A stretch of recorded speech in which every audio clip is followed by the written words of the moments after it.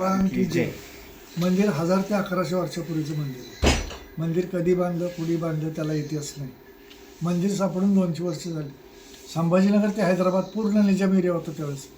मंदिरची तोडफोड चालू, मूर्ती तोडफोड चालू. आपल्या पूर्वीच्या लोकांनी आपले मंदिरे आणि मूर्ती सुरक्षित राहावे म्हणून पूर्ण मागच्या ढेकळाखाली गाडलेलं होतं मंदिर. 200 वर्षापूर्वी उत्खनन झालेले आहे. शिखर आपण नंतर बांधले. 200 वर्षापूर्वी बापूदास नवल शास्त्री कर्नाटकमधून कुंतलगिरीला पायी चालले. त्यावेळेस मातीची टेकडी होती. टेकडीवर संध्याकाळी त्यांचा मुक्काम झाला.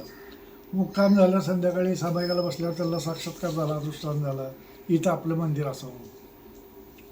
तेवढ्यावर विश्वास ठेवून दुसऱ्या दिवशी सकाळी गावात गेले. त्यावेळेस थोडा बहुत समाज होता इथं आपला. त्यांच्याकडे चौकशी केली असते. त्यावेळेसची लोक सांगत होते की आमचे वाडवडील सांगत होते 100 वर्षापूर्वी ते जैन मंदिर होतं. परत दुसऱ्या दिवशी संध्याकाळी परत इथं आले.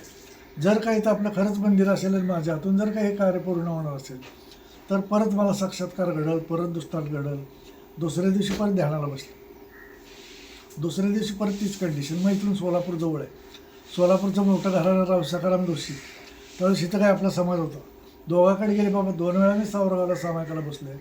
दोन्ही वेळा साक्षात्कार घडतोय, दृष्टांत घडतोय. तिथं आपलं मंदिर असावं. तुम्ही लोक जर काय मदत करत असाल तर ते काम होण्यासारखं आहे. त्यांनी होकार दिल्यानंतर सोलापूरचा काही समाज, इथला काही स्थानिक समाज, त्यांच्या मदतीनं उत्खननाचं काम चालू केल्यावर हे हेमाडपंथी बांधकामाचं मंदिर सापडलं. खोदाई चालू केल्यावर पहिल्यांदा प्रयोगद्वार दिसायला लागलं. प्रयोगद्वार दिसल्यानंतर जर का कोणी आता ओले हिरवेगार शेणाने सारले.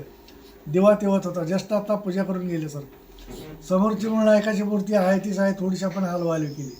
पाठीमागे मार्बल लावलं आहे, महामंडळ लावलं आहे. मूर्तीचं वजले पण झालेलं आहे.